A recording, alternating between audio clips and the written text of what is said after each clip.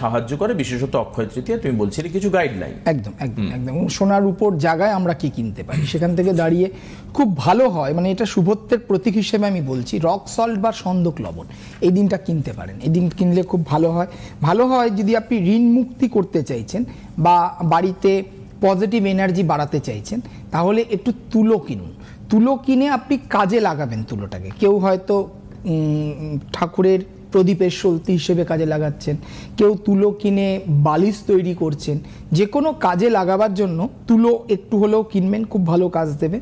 আরেকটা জিনিস যেটা হবে সেটা হচ্ছে, আমরা আগের দিনও আমি বলেছিলাম, জব এবং সর্ষে সরি সাদা সর্ষে, হলুদ রঙের সর্ষে যেটাকে বলা হয় আর কি, সেই সর্ষে কিনবেন, অনেকটা কাজ দেবে। কোনো কোয়ান্টিটির ব্যাপার নেই, নিজের মনের অনুযায়ী কিনবেন, যতটুকুনি কিনতে পারেন, এবং সেটি অক্ষয় তৃতীয়ার দিন রেখে পরে কিন্তু কাজে লাগিয়ে দেবেন। সেটা আপনার ইচ্ছে হলে আপনি গাছেও মানে মাটিতেও ফেলে দিতে পারেন, অথবা নিরামিষ রান্নায় ব্যবহার করতে পারেন। কেউ আছেন আবার, কে রয়েছেন ফোনে? হ্যালো।